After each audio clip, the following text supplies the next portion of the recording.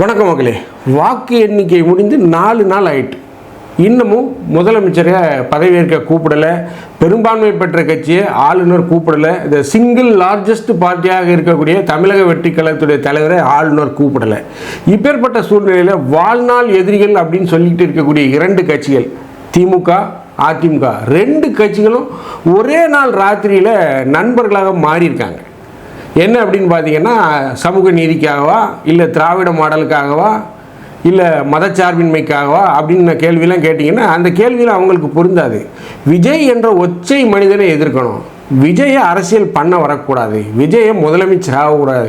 இந்த ஒரே கனவுல வாழ்நாள் எதிரிகள் நான் மதச்சார்பின்மை அற்றவன் அப்படின்னு மார்த்தட்டி கொண்ட ஸ்டாலினும் அஇஅதிமுகவுடைய எடப்பாடியும் கூட்டணி அமைக்கிறாங்க. எடப்பாடி யார் கூட கூட்டணியில் இருக்காரு? பாஜக கூட. ஸோ இதை ஏற்கனவே நடிகர் விஜய் சொல்லியிருந்தாரு. ஒரு கருத்து கணிப்பாகவே அவர் தேர்தல் பிரச்சாரத்தில் சொன்னார். அது இன்னைக்கு நிஜமாயிருக்கு. அந்த வீடியோவை வச்சிருக்கேன், பாருங்க.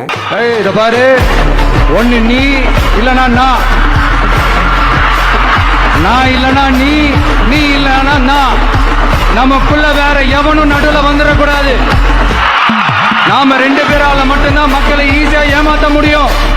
இந்த விஜய் வந்ததுனால நமக்கு பொழப்பே போச்சு. மக்கள் வேற அவனை தான் நம்புறாங்க. நாம வெளியே அடிச்சுக்கிற மாதிரி அடிச்சுக்கிட்டாலும் உள்ள நம்மளுடைய டீலிங் பக்காவா இருக்கணும். மக்களோட ஃபீலிங்ஸை பத்திலாம் நமக்கு கவலை இல்லை. நமக்கு டீலிங் தான் முக்கியம். மாத்தி மாத்தி ஆட்சிக்கு வந்துடலாம்னு நினைச்சோம். ஆனா அது நடக்காது போல் இருக்கு. அதனால நீ என்ன பண்ற? எஸ்ஓபி போட்டு ஒரு பக்கம் அவனை தடுத்துரு, இன்னொரு பக்கம் அவன் மேல பழி போட்டு நானும் தடுத்துடுறேன். என்ன ஓகேவா? டீலிங் ஓகேவா? ஓவர். இந்த வீடியோவை பார்த்துருப்பீங்க. விஜய் சொன்னது எவ்வளோ தூரம் ஒரு நியாயமான விஷயம் பார்த்தீங்களா? அவர் எவ்வளோ கரெக்டாக சொல்லியிருக்காரு பார்த்தீங்களா? எவ்வளோ கரெக்டாக ப்ரெடிக்ட் பண்ணியிருக்காரு பார்த்தீங்களா? ஸோ அந்த ஒரு விஷயம் தான் இப்போ நடந்துக்கிட்டு இருக்கு. ஏன் அப்படின்னு பார்த்தீங்கன்னா, விஜய் வந்துட்டாரே, நம்முடைய அரசியல் வாழ்க்கை அஸ்தமனம் ஆயிடுச்சு, இனிமேல் நம்மளால் ஆட்சியே அமைக்க முடியாது அப்படிங்கிற இந்த 2 கட்சிகளுக்கு மிகப்பெரிய ஒரு பயம் வந்துருச்சு. அதுவும் இந்த திமுக அதிமுகவோட மிகப்பெரிய அளவில் பயந்தவர்கள் யார் அப்படின்னு பார்த்தீங்கன்னா பாஜக. ஏன் அப்படின்னு பார்த்தீங்கன்னா, கேரளாவில் காங்கிரஸ் ஆட்சி அமைச்சிருச்சு. இப்போ தமிழ்நாட்டில் காங்கிரஸுக்கு ஒரு மந்திரி கண்டிப்பாக 1 2 கொடுக்க போகிறாரு. கர்நாடகாவில் காங்கிரஸ் தான் ஆட்சியில் இருக்குது. தெலுங்கானாவில் காங்கிரஸ் தான் ஆட்சியில் இருக்குது. ஸோ இப்படி தென் மாவட்டங்களில் காங்கிரஸ் தலை தூக்குவதை பாஜக விரும்பலை. இதற்கு பின்னாடி இருக்கக்கூடிய ஒரு மிகப்பெரிய அரசியல் இதுதான். தென் மாவட்டங்களில் காங்கிரஸ் வளர்ச்சி அடைவதை பாஜக விரும்பலை. மேலும் வந்து பார்த்தீங்கன்னா 2029 எம்பி எலெக்ஷன் இருக்குது. கேரளாவில் விஜய் போய் பிரச்சாரம் பண்ணாருன்னா ஃபுல் ஸ்வீப் காங்கிரஸ் தான் வரும். தமிழ்நாட்டில் சொல்லவே வேண்டாம், காங்கிரஸ் டிவிக்கு அலைன்ஸ் தான் வரும். அடுத்து தெலுங்கானாவில் போய் விஜய் பிரச்சாரம் பண்ணாலும் மிகப்பெரிய ஒரு செல்வாக்கு உயரும், வாக்கு எண்ணிக்கை உயரும். மிகப்பெரிய அளவில் அவங்க ஒரு ஃபுல் ஸ்வீப்பில் காங்கிரஸ் வரும். கர்நாடகாவில் போய் பிரச்சாரம் பண்ணால் மிகப்பெரிய அளவில் வந்துடுவார். ஸோ இப்படி மிகப்பெரிய அளவில் எம்பிக்களை காங்கிரஸ் பெற்றுட்டாங்க. காங்கிரஸ் கூட்டணி தாவேகா கூட்டணி பெற்றுட்டாங்கன்னா மோடிக்கு மிகப்பெரிய ஒரு சிக்கல். ஸோ ஒரு மிகப்பெரிய இடியாப்ப சிக்கலில் இந்த சூழ்நிலை போயிட்டுருக்கு. ஸோ தாவேகாவை ஆட்சி அமைக்க ஆதரவு கொடுக்குமா கம்யூனிஸ்டுகள் மற்றும் விடுதலை சிறுத்தைகள்? அதை பற்றி தான் நம்ம இந்த நிகழ்ச்சியில் பார்க்க போகிறோம். நான் உங்கள் ஜோசப். வாங்க நம்ம இப்போ நிகழ்ச்சிக்குள்ளே போகலாம்.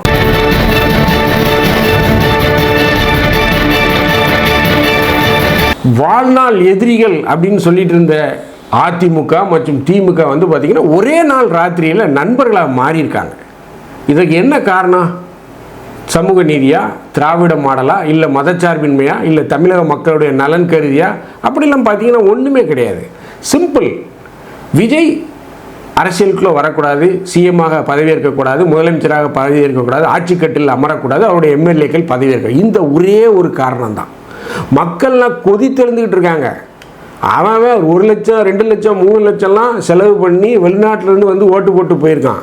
ஒரு சிங்கிள் லார்ஜஸ்ட் பார்ட்டியை நீங்கள் வந்து ஆட்சி அமைக்க விடாமல் ஆளுநர் பண்ணுவது ஒரு ஜனநாயக படுகொலை. ஒரு மிகப்பெரிய படுகொலையை பாஜக செய்து கொண்டிருக்கு. இது மிகப்பெரிய ஒரு வன்மையான செயல். நம்ம சேனல் சார்பாக ஆளுநருக்கு ஒரு மிகப்பெரிய கண்டனத்தை தெரிவிக்கிறோம். இதை அவர் செய்யவே கூடாது. ஆனால் ஆளுநர் இதை செய்து கொண்டிருக்கிறார். மிகப்பெரிய அளவில் ஒவ்வொருத்தரும் தன்னெழுச்சியாக வந்து வீடியோக்களை போட்டுட்ருக்காங்க. இன்றைக்கி வந்து பார்த்திங்கன்னா தம்பி ராமையா ஒரு மிகப்பெரிய வீடியோ போட்டிருக்காரு. அந்த வீடியோவில் என்ன சொல்கிறாரு? ஒவ்வொரு குழந்தைகளும் கேட்குதப்பா, நான் விஜய் மாமா எப்போ சிஎம் ஆவார், எப்போ சிஎம் ஆவார், ஒவ்வொரு குழந்தைகளும் கேட்குதப்பா. இன்னொரு பக்கம் பார்த்திங்கன்னா மன்சூர் அலிகான் அவர் ஒரு வீடியோ போடுறாரு. தாவேக்கா தொண்டர்கள் இன்னைக்கு வந்து பார்த்தீங்கன்னா ஆளுநர் மாளிகை முச்சிடுறாங்க. பெரியண்ணா அப்படிங்கிற ஒரு படத்தை இயக்குனர் ரமேஷ் அவர் வந்து தன்னெழுச்சியாக இன்னைக்கு ஆளுநர் மாளிகையில் போய் அவர் வந்து போராட்டம் பண்ணுறாரு. ஸோ இந்த வீடியோக்கள்லாம் வச்சிருக்க முதல்ல நீங்கள் பாருங்கள் இந்த வீடியோ, அப்போ தான் உங்களுக்கு என்ன நடந்து கொண்டிருக்கு அப்படிங்கிறது தெரியும். மேலும் கும்பகோணத்தில் தன்னெழுச்சியாக நேற்றிரவு போராட்டம் பண்ணியிருக்காங்க, பெண்கள் வந்து தன்னெழுச்சியாக போராட்டம் பண்ணியிருக்காங்க. இந்த வீடியோக்கள்லாம் இருக்குது, தயவுசெய்து கொஞ்சம் பாருங்கள். உங்களுக்கு மக்கள் மனநிலை எந்த ஒரு கொதிப்பான நிலையில் இருக்குது அப்படிங்கிறது தெரியும். வணக்கம். என்ன இது ரொம்ப அநியாயம் பண்ணிட்டு இருக்காங்களே. வேகமா விஜயை கூப்பிட்டு சிஎம் ஆக்கி உட்கார வைப்பா. நாட்டில் எந்த வேலையும் நடக்க மாட்டேங்குது. இந்த ஆட்டுக்கு தாடியும் கவர்னர் நாட்டுக்கு கவர்னரும் தேவையில்லைன்ற மாதிரி இது எந்த கவர்னர் வந்தாலும் இதை தான் பண்ணுறாங்க. வந்த உடனே அந்த அருளேக்கரா அறுக்க ஆரம்பிச்சிடுறாரு. இனிமேல் இந்த சுப்ரீம் கோர்ட்டு ஹைகோர்ட் நீதிபதிகளை வச்சு தான் பதவி பிரமாணம் பண்ண வைக்கணும். பதவியம் போட்டு நிச்சயதார்த்தம் பண்ணி 1.5 வருஷம் கழிச்சு கல்யாணம் வைக்கிற மாதிரி இப்போவே 5 நாள் ஆகுது, இன்னையோட 1 வாரம் ஆக போகுது. ஜெயிச்சு வந்து அது 108 மக்கள் வந்து விநாயகருக்கு தேங்காய் உடைக்கிற மாதிரி பட்டையை கலப்பு பட்டாசு வெடிக்கிற மாதிரி அடித்து தூள் கலப்புன்னு 108 கொடுத்துருக்காங்க. அதை வேற 108 மாற்ற போகாதீங்கப்பா. விஜய் அந்த தம்பியர் பயங்கர ஆவேசமாக இருக்காங்க. இப்போ இப்படியே பண்ணிங்கன்னா ஒரு பரோட்டா சூரி காமெடி மாதிரி இதெல்லாம் முடியாது, எல்லாம் அழிச்சிட்டு மறுபடியும் தேர்தல் வைனா டப்பா டான்ஸ் ஆடினோம். எல்லா கட்சிகளும் துண்டை காணான் துணியை காணான்னு அவ்வளோதான், செலவழிக்க முடியாது. 10 பைசா செலவழிக்காமல் எவ்வளோ பெரிய சாதனை பண்ணியிருக்கு. அப்படி இல்லை, அப்படியே அந்த மத்திய அரசு இப்படி நாதாரிப்பத்தனமான வேலை பண்ணிகிட்டு இருக்குது. இது ரொம்ப தப்பானது. மத்திய அரசு அங்கே வட மாநிலங்கள்லாம் இதே மாதிரி டுபாக்கூர் வேலை பண்ணி 50-60 பேர் ஜெயிச்சவங்களெல்லாம் முதல்வர் ஆக்கி விட்டு போட்டு 50 கோடி 100 கோடி 25 கோடின்னு வாங்கி தான் ஆட்சி அமைச்சாங்க. இது எல்லாத்துக்கும் தெரிஞ்ச விஷயம். அப்படி இருக்க சட்டப்படி நடங்க, நீங்கள் சட்டப்படி நடங்க. மெஜாரிட்டி இருக்குது, சட்டசபை கூட்டம் நிரூபிக்க போகிறார். எந்த வேலையும் நடக்க மாட்டேங்குது நாட்டில். வணக்கம். திரைக்கலைஞன், பொதுமக்களில் ஒருவன் தம்பிராமையா, கேரள ஆளுநர் மற்றும் தமிழ்நாடு பொறுப்பு ஆளுநர் ஐயா அலேக்கர் அவர்களுடைய பாதம் தொட்டு நான் வணங்குகிறேன்.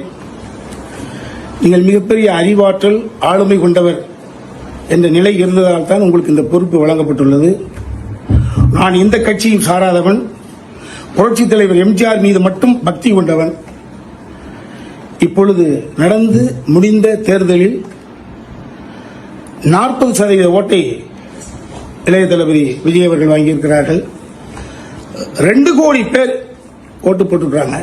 2 கோடி பேர் என்பது ஓட்டுரிமை படைத்தவர்கள். இதில் ஓட்டுரிமை அற்ற மாணவர்கள், மாணவிகள், எனது பேத்தி, எனது பேரன், எல்லா குடும்பங்களில் இருப்பவர்களுடைய ஆசையும் அபிலாஷையும் அதில் ஒளிந்திருக்கிறது. கடந்த 2-3 நாள் நிகழ்வுகள் என்பது தமிழ்நாட்டில் இருக்கக்கூடிய குழந்தைகளை, ஓட்டுரிமை அற்றவர்களை, மாணாக்க செல்வங்களை, என்னை போன்ற நிறைய பேருடைய பேரன் பேத்திகளை மனம் கலங்க செய்திருக்கிறது. எல்லோர் வீட்டிலும் ஒரே கூக்குரல், தமிழ்நாடு எங்கும் எல்லோர் வீட்டிலும் குழந்தைகளுடைய கூக்குரல். எப்ப வருவாங்க, எப்ப, எத்தனை சீட்டு, எப்ப பதவி ஏத்துக்காங்களா, எப்ப ஏற்க போறாங்க, ஒரு இனம் புரியாத தொல்லைக்கு ஆளாக்கப்பட்டு எல்லோரும் மன செஞ்சலத்தில் ஆழ்ந்து கிடக்கிறார்கள். 113 காமிச்சிட்டாங்க, 5 கூட தூக்கி போடுங்க, 108 இருக்குல்லங்க ஐயா. அழகையா தம்பி விஜய கொடுங்க. அவர் கேட்டுக்கக்கூடிய இந்த 2 வார அவகாசத்தை கொடுங்கள். அவர் அதை பொறுப்பண்ண முடிஞ்சது அப்படின்னா ஆட்சி தொடரட்டும். பொறுப்பண்ண முடியலைன்னா ஆட்சி விட்டு சட்டம் ஆட்டோமேட்டிக்கா அவரை தூக்கிற போது அடுத்த இன்னொரு எலெக்ஷன் கூட நீங்க ஃபார்ம் பண்ணுங்க. அதுக்கப்புறம் யாரும் வந்து போட்டும். தயவு செய்து இந்த ஓட்டுரிமையற்ற இந்த குழந்தை செல்வங்கள், அவர்கள் அறியாமையில் இருப்பவர்கள், இன்ஃபாக்சுவேஷன் இருப்பாங்க, உண்மை இருந்துட்டு போட்டுமே, அவர்களுடைய பார்வையில், அவர்களுடைய எண்ணத்தில் இருந்து, அவர்களுடைய பாயிண்ட் ஆஃப் இருந்து கேட்கிறேன். அலேக்கர் ஐயா தம்பி விஜய் அவர்களை அடுத்த எம்ஜிஆர் ஆகிவிட்ட எம்ஜிஆர், அவ்வளவுதான், உண்மைதான். அதிமுகவில் இருக்கக்கூடிய வெற்றி பெற்றிருக்கக்கூடிய பாண்டிச்சேரியில் இருக்கக்கூடிய எம்எல்ஏக்கள் புரிந்து கொள்ள வேண்டும். நீங்களாக வந்து விஜய்க்கு சப்போர்ட் செய்யுங்க. அடுத்த எம்ஜிஆர் சார் கூப்பிடுங்க, அவர் ஆட்சி கட்டில் அமர வைங்க. திரும்ப சொல்றேன், அறுதி பெரும்பான்மை நிரூபித்தால் ஆட்சி தொடரட்டும். அறுதி பெரும்பான்மை நிரூபிக்க முடியவில்லை என்றால் ஆட்சி களையட்டும், அடுத்த எலெக்ஷன் நடக்கட்டும். அலேக்கர் ஐயா, அலைங்களையா தம்பி விஜயே, இந்த குழந்தைகளையும் சிறார்களையும் மன ஊனத்திலிருந்து காப்பாற்றுங்களையா. நன்றி, வணக்கம்.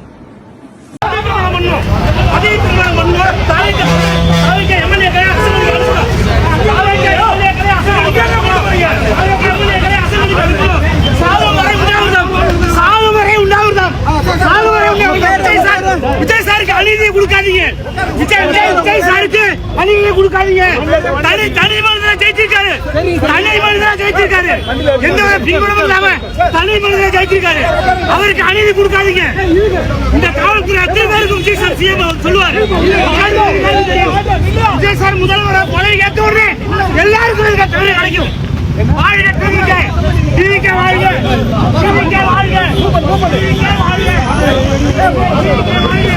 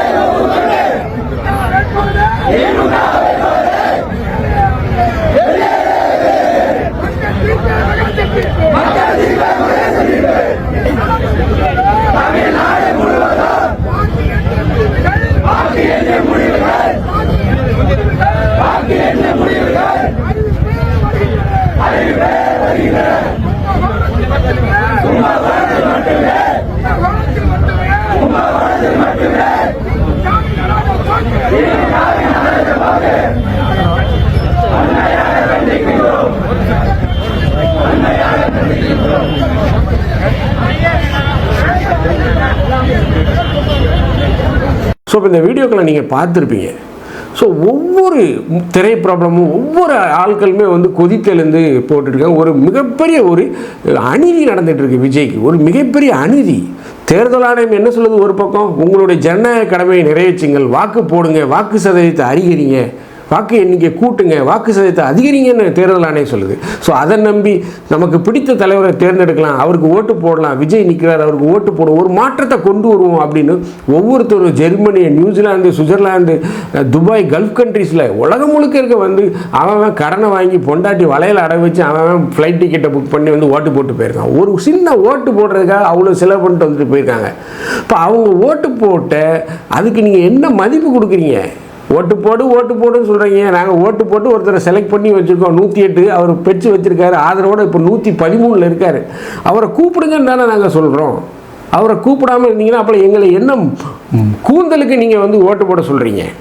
என்ன கூந்தலுக்கு நீங்கள் ஓட்டு போட சொல்கிறீங்க? அப்போ மக்கள் இனிமேல் ஓட்டு போட மாட்டாங்க. தேர்தலானே எதுக்கு சொல்கிறீங்க ஓட்டு போடுங்கன்னு? இனிமேல் யாரும் ஓட்டு போட மாட்டாங்க. நாங்கள் ஓட்டு போட்டு என்ன பயன்? நாங்கள் தேர்ந்தெடுத்த தலைவரை நீங்கள் கூப்பிட்டீங்களா? ஸோ இதெல்லாம் தேர்தல் ஆணையம் ஒரு பக்கம் சிந்திக்கணும், இன்னொரு பக்கம் கவர்னரை வைத்து மத்திய அரசு விளையாடுவதை நிறுத்திக்கணும். இது ரொம்ப மோசம். அதிமுகவும் திமுகவும் ஒன்றிணைந்து ஒரு ஆட்சி அமைத்தால் ஒரு மிகப்பெரிய புரட்சியை தமிழகத்தில் இருந்தோம். இப்போ நிறைய பேர் வந்து அதற்குண்டான வேலைகளில் ஈடுபட்டுருக்காங்க. மிகப்பெரிய ஒரு புரட்சி ஏற்படும். இந்த 108 அப்படிங்கிறது அப்படி ரிவர்ஸில் வரும். 108 180 மாறும், ஏன் 200 கூட மாறும். அப்படி விட்டுருங்க. விஜய் மக்கள் ஆதரவு கொடுத்தாருன்னா அப்படி விட்டுருங்க. அதுக்கப்புறம் நீங்கள் பார்த்துக்கொள்ளுங்க. உங்களுக்கு மக்கள் மீண்டும் வாய்ப்பளிக்காமல் போயிட போகிறாங்க. மக்கள் கண்டிப்பாக வாய்ப்பு கொடுப்பாங்க. வண்டி சக்கரம் தான் வாழ்க்கை. கீழே இருக்கவன் மேலே போவான், மேலே இருக்கவன் கீழே வருவான். இதுதான் வாழ்க்கை. ஸோ மீண்டும் நீங்கள் விஜயை நோண்டிகிட்டே இருந்தீங்கன்னா, விஜய் ஆட்சி அமைக்கக்கூடாதுன்னு திமுகவும் அதிமுகவும் கூட்டணி பண்ணிங்கன்னா உங்களுக்கு தோண்டிக்கிற சவக்குழி திமுகவும் அதிமுகவும் தனக்குத்தானே தலையில் மண்ணள்ளி போடுறது, தனக்குத்தானே ஒரு சவக்குழியை தோன்றதான். எடப்பாடியாரெலாம் இந்த வரலாற்று பிழையை செய்தார்னா மக்கள் அவரை மன்னிக்கவே மாட்டாங்க, காரி துப்பிடுவாங்க மூஞ்சில். இதுதான் நடக்க போகுது. எனக்கு இந்த வார்த்தையை உபயோகிக்கிறது ரொம்ப கஷ்டமாக இருக்குது. இந்த மாதிரியான நம்ம சேனலில் இந்த மாதிரி பேச மாட்டோம். பட் மக்களுடைய எண்ணத்துக்கு, மக்களுடைய செயலுக்கு நீங்கள் மதிப்பு கொடுக்கலன்னா நீங்களாம் என்ன அரசியல்வாதிகள்? முதலமைச்சர் அழுதுகிட்டே போகிறாரு குளத்தூரில், என் தலைவரை தோற்கடிச்சிட்டாங்களே அப்படின்னு. இதெல்லாம் வெக்கமா இல்லையா? ஒரு சின்ன பிள்ளை பரீட்சையில் ஃபெயில் ஆனால் கூட சரி அடுத்த எக்ஸாமில் பார்த்துக்கலாம், ஒரு ஸ்போர்ட்டிவாக இருக்கிறாங்க. ஒரு தலைவர் எங்களை தோற்கடிச்சிட்டாரு, எங்கள் தலைவரை எம்எல்ஏ கூட ஆக்க முடியும். நீங்கள் பண்ணதுக்கு வினையை விதைச்சா வினையை தான் இருக்க முடியும். மக்கள் உங்களை தூக்கி எரிஞ்சிட்டாங்க, குப்பையில் தூக்கி போட்டாங்க. மீண்டும் நீங்கள் இந்த தவறை செய்தீங்கன்னா விஜய் ஆட்சி அமைக்க விடாமல் பண்ணிங்கன்னா இந்த 108 அப்படிங்கிறது 180ஆக மாறும். ஏன் ஒரு படி மேலே போய் 200 அப்படிங்கிறதுக்காக மாறும். ஸோ மிகப்பெரிய அளவில் திமுகவும் அதிமுகவும் ஒரு மிகப்பெரிய பின்னடைவை சந்திப்பீங்க. இதை தயவுசெய்து செய்யாதீங்க. நாங்கள் திமுகவுக்கோ அதிமுகவுக்கோ எதிரிகள் அல்ல. நீங்கள் செய்யக்கூடிய பிழைகளை சுட்டி காட்டுறோம். இது தவிர திரும்ப செய்யாதீங்க. மக்கள் விஜய்க்கு தான் மேண்டேட் கொடுத்துருக்காங்க. அவருக்கு வாக்கு சதவீதம் இருக்குது, பட் அது சீட்டாக மாறலை. அதான் அதுக்கு என்ன காரணம்? அவர் பல இடங்களில் அவரை பிரச்சாரம் பண்ணுறதுக்கே அனுமதிக்கலை. நிறைய இடங்களுக்கு அவரால் போக முடியல. ஸோ விஜய் மக்கள் தேர்ந்தெடுத்திருக்காங்க. அவருக்கு வாய்ப்பு கொடுங்க. அவர் பெரும்பான்மையை சட்டமன்றத்தில் தான் நிரூபிக்கணும். ஆளுநருடைய ராஜ்பவனில் அவர் நிரூபிக்கணும்னு அவசியம் இல்லை. அதைத்தான் நம்முடைய அரசியல் அமைப்பு அப்படி தான் சொல்லுது. ஏன் இதுக்கு முந்தி 96 எம்எல்ஏக்களோட கலைஞர் கருணாநிதி பதவி ஏற்கலையா? அதுக்கு ஆளுநர் அழைப்பு விடுக்கலையா? ஸோ இதெல்லாம் வரலாற்றில் நிறைய விஷயங்கள் நடந்திருக்கு, சுட்டி காட்டலாம்.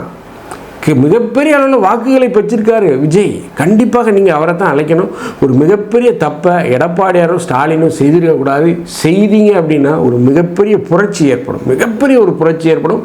ஸோ அந்த புரட்சி தீயில திமுகவும் அதிமுகவும் நிரந்தரமாக நீங்கள் அழிக்கப்படுவீர்கள். எப்படி இலங்கையில் ஒரு அதிபர் வீட்டுக்குள்ள மக்கள் புகுந்து அவரை விரட்டி அடித்தார்களோ அதே போன்ற ஒரு நிலை தமிழகத்தில் ஏற்படக்கூடும். இதை சொல்கிறதுக்கு எனக்கு வருத்தமாக இருக்குது. இந்த நிலையை செய்யாதீங்க. மக்கள் ஒருத்தரை ஓட்டு போட்டு தேர்ந்தெடுத்திருக்காங்க. இளைஞர்கள் வெகுண்டு எழுந்துட்டாங்கன்னா, மக்கள் வெகுண்டு எழுந்துட்டாங்கன்னா என்ன செய்ய முடியும் சொல்லுங்கள்? ஒன்றும் செய்ய முடியாது. மக்கள் ஆட்சின்னு சொல்கிறீங்க. நீங்கள் மக்களுடைய எண்ணத்துக்கு, மக்களுடைய தீர்ப்பை மதிக்காமல் நீங்கள் தன்னிச்சையாக ஒரு ஆட்சி அமைக்கணும்னு நினச்சிங்க அப்படின்னா மக்கள் எப்படி அதை ஆதரிப்பாங்க? நீங்கள் ஆட்சி அமைச்சிருவீங்க. மக்கள் எல்லாத்தையும் பார்த்துக்கிட்டு இருக்காங்க. அந்த காலத்தில் மாதிரி இன்றைக்கி வரக்கூடிய நியூஸு 10 நாள் கழிச்சோ 4 நாள் கழிச்சோ மக்கள்கிட்ட போய் சேருவதில்லை. மறு செகண்டை உள்ளங்கையில் உட்காந்து மொபைலில் பார்த்துடுறாங்க. உடனே அதுக்கு கமெண்ட் போடுறாங்க. உடனே கழுவி ஊற்றுறாங்க அதில். ஸோ இதெல்லாம் திமுக நினச்சி பார்க்கணும். ஆட்சியில் உட்காரணும், அதிகாரத்தில் உட்காரணும் அப்படிங்கிற ஒரு ஆணவ திமிரில் ஆடுனீங்க அப்படின்னா ஏற்கனவே உங்களை வீட்டுக்கு அனுப்பிச்சிட்டாங்க. மீண்டும் இந்த தப்பை செய்யாதீங்க. விஜய்க்கு வழிவிடுங்க. விஜய் 6 மாதம் ஆட்சி அமைக்கட்டும், இல்லை 1 வருஷம் அவர் ஆட்சி அமைக்கட்டும். அதுக்கப்புறம் மக்கள் அவருக்கு மதிப்பெண் போடுவாங்க. 1 வருஷத்தில் மக்களே கொண்டாடின மக்களே அவரை ஒரு தப்பு செய்தால் கூட அவரை மக்களுக்கு மீண்டும் கூட தூக்கி எறியலாம். அது கூட வாய்ப்பு இருக்குது.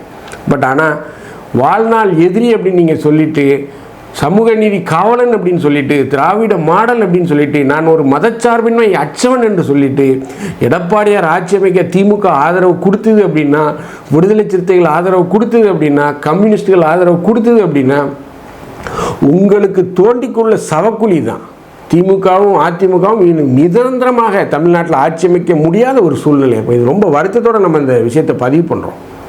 ரொம்ப ஒரு மோசமான செயல், வரம்பு மீறி ஒரு செயலை திமுகவும் அதிமுகவும் செய்து கொண்டிருக்கு. மேலும் அண்ணன் திருமாவளவன் ரொம்ப இழுத்தடிக்கிறார் ஒரு விஷயத்தை. நாங்கள் முகநூலில் கேட்க போகிறோங்கிறாரு, எல்லாத்தையும் கேட்க போகிறோங்கிறாரு. ரொம்ப இழுத்தடிக்கிறாரு. சரி செய்யுங்க. அதாவது உங்கள் நேரம் இது, நீங்கள் விளையாடுங்க. என்னை பொறுத்தவரை விஜய் ரொம்ப தரந்தாழ்ந்து இறங்கி போகக்கூடாது அப்படின்னு தான் என்னுடைய. ஏன்னா மக்கள் உங்களுக்கு 108 அப்படிங்கிற ஒரு நம்பரை கொடுத்துருக்காங்க. காங்கிரஸ் உள்ளே 113 ஆக்கியிருக்காங்க 5 எம்எல்ஏக்கள். ரொம்ப போய் யார்கிட்டையுமே கெஞ்ச வேண்டாம். அதுவும் இந்த நேற்று இந்தியன் யூனியன் முஸ்லீம் லீக்குடைய தலைவர், நான் மிகவும் மதிக்கக்கூடிய ஐயா காதர் மொய்தீன் அருண்ராஜ் ஐஆர்எஸ் அவர் போய் தாவேக சார்பாக ஆதரவு கேட்குறாரு. ஒருத்தர் நம்மகிட்ட ஒரு ஆதரவு கேட்டார்னா ஒரு தனி அறையில் வச்சு பேசுவோம். பேசிட்டு அவர் போனதுக்கப்புறம் தான் நம்ம பத்திரிகையாளர்கள் சந்தித்து கருத்தை சொல்லுவோம். அது அவருக்கு ஆதரவாகவோ சரி, இல்லை எதிராகவோ இருந்தாலும் சரி, அதுக்கப்புறம் தான் சொல்லுவோம். எதிராக இருந்தால் கூட அவரை அனுப்பி வச்சுட்டு தான் நம்ம சொல்லுவோம். அதுதான் நம்ம பாரம்பரியம். யாரையுமே முகத்தில் அடித்து பேசக்கூடாது. பட் அவரை வைத்துக்கொண்டு இந்திய யூனியன் முஸ்லீம் லீக் தலைவர் ஐயா காதர் மொய்தீன் என்ன சொல்கிறாருன்னா, நாங்கள் திமுக போட்ட பிச்சையில் தான் நாங்கள் கட்சி எங்கிட்ட 2 எம்எல்ஏக்கள் இருக்காங்க. ஸோ திமுக என்ன சொல்லுதோ அதை தான் நாங்கள் கண்ணை கட்டிக்கிட்டு அப்படியே கேட்போம், கண்களை மூடிக்கொண்டு அப்படியே செய்வோம் அப்படின்லாம் பேசுகிறார். அதாவது உங்களுக்கு அவர் மீது, திமுக மீது நம்பிக்கை இருக்கலாம், ரொம்ப வருஷமாக இருக்கிறீங்க, அதெல்லாம் நான் இல்லைன்னு சொல்லலை. பட் அவர் போனதுக்கப்புறம் இதை சொல்லணுங்கிற ஒரு அடிப்படை நாகரிகம் கூட உங்கள்கிட்ட இல்லையா? நீங்கள்லாம் என்ன கட்சியை நடத்த போகிறீங்க? ஸோ இதெல்லாம் ஒரு வயதானவர்கள் ஏதோ நம்பிக்கை நாணயம் அந்த கைராசின்னு விளம்பரம் வர்ற மாதிரி ரொம்ப ஐயா காதர் மொய்தீன் அவருடைய அந்த பேச்சு அறிவுறுக்கத்தக்க ஒரு பேச்சாக தான் நான் பார்க்குறேன். ஒருத்தரை வைத்துக்கொண்டு அவருக்கு இல்லைன்னா அவர்கிட்ட நைஸாக சொல்லிட்டு நாங்கள் இல்லைன்னு சொல்லிட்டோம் அப்படின்னா, நீங்கள் திமுகவுக்கு ஆதரவாக இருக்கிறீங்க, நம்பிக்கையாக இருக்கிறீங்க அப்படிங்கிறத காட்டனுக்காக அவர் முன்னாடி நீங்கள் அப்படி பேசுகிறது என்னை பொறுத்தவரை ஒரு பண்பாடச்ச, ஒரு நாகரிகமற்ற, ஒரு தற்குறித்தனமான பேச்சாகத்தான் நான் பார்க்கேன். அது கண்டிப்பாக அவர் பேசியிருக்கக்கூடாது. நீங்கள் பார்த்துருப்பீங்க. ஸோ இது ஒரு மோசமான செயல். ஸோ என்னை பொறுத்தவரை நம்முடைய நிலைப்பாடும், நம்முடைய சேனல் நிலைப்பாடும், நம்முடைய சப்ஸ்கிரைபர் நிலைப்பாடும் என்னவாக இருக்குது அப்படின்னு பார்த்தீங்கன்னா, தாவேக்காவுக்கு ஆளுநர் அழைப்பு விடுக்கணும். ஆளுநர் அழைப்பு விடுத்து ஒரு 2 வாரங்களுக்குள்ளேயோ இல்லை ஒரு 4 வாரங்களுக்குள்ளேயோ அவர் சட்டமன்றத்தில் அவருடைய பெரும்பான்மையை நிரூபிக்கணும். நிரூபிக்கவில்லை என்றால் அதுக்கப்புறம் அரசியலமைப்பு சட்டம் என்ன சொல்லுதோ அதை ஆளுநர் செய்யலாம். பட் அவரை அழைக்காமல் 2ஆம் தரப்பில் இருக்கிறவர்களை நீங்கள் பண்ணீங்க அப்படின்னா ஒரு மிகப்பெரிய ஒரு அநீதி, விஜய்க்கு எதிராக செய்யப்படக்கூடிய ஒரு திட்டமிட்ட சூழ்ச்சி, ஒரு சதி. அந்த சதிக்கு ஆளுநர் உடந்தையாக போகிறார். ஸோ இதை செய்தால், இந்த வரலாற்று பிழையை செய்தால் திமுகவையும் அதிமுகவையும் மக்கள் மன்னிக்க மாட்டார்கள், காரி துப்புவார்கள், காரி உமிழ்வார்கள். இதற்கு மேல் திமுக அதிமுக தமிழகத்தில் தலையெடுக்க முடியாது. 2வது ஒரு தேர்தல், மறு தேர்தல் என்ற ஒரு சூழ்நிலை வரக்கூடிய நிலை கூட வாய்ப்பு இருக்குது அப்படிங்கிறாங்க. ஏனென்றால் விஜய் ரொம்பவும் இறங்கி போகக்கூடாது அப்படிங்கிறத விரும்புகிறாங்க நிறைய பேர். ஸோ இந்த 108 எம்எல்ஏக்கள் ப்ளஸ் காங்கிரஸுடைய 5 எம்எல்ஏக்கள் 113 எம்எல்ஏக்கள் ராஜினாமா செய்தால் மறு தேர்தல் அப்படிங்கிறது கண்டிப்பாக வாய்ப்பு இருக்குது. ஸோ மறு தேர்தல் அப்படின்னு வந்தால் அது ஒரு சுனாமியை விட மோசமாக இருக்கும். திமுக இப்போது பெற்ற இந்த 53 சீட்டு 49 சீட்டு எல்லாமே காலியாக போயிடும். உங்களுக்கு ஒற்ற இலக்கங்களில் சீட்டு கிடைக்க வாய்ப்பு இருக்குது. மக்கள் உங்களை துடைத்து எறிஞ்சிருவார்கள். இதை கண்டிப்பாக மனசில் வச்சுட்டு செய்யுங்க. இல்லை நீங்கள் செய்வீங்கன்னா செய்யுங்க. நியூட்டனுடைய 3rd லா தான் உங்களுக்கு அப்ளை ஆகும்போது எந்த ஒரு வினைக்கும் ஒரு தகுந்த எதிர்வினை உண்டு. இந்த வீடியோ உங்களுக்கு பிடிச்சிருந்துச்சுன்னா தயவுசெய்து லைக் பண்ணுங்கள், ஷேர் பண்ணுங்கள், சப்ஸ்கிரைப் பண்ணுங்கள். மறக்காமல் உங்கள் கருத்துக்களை கமெண்ட் செக்ஷனில் சொல்லுங்கள். நன்றி, வணக்கம்.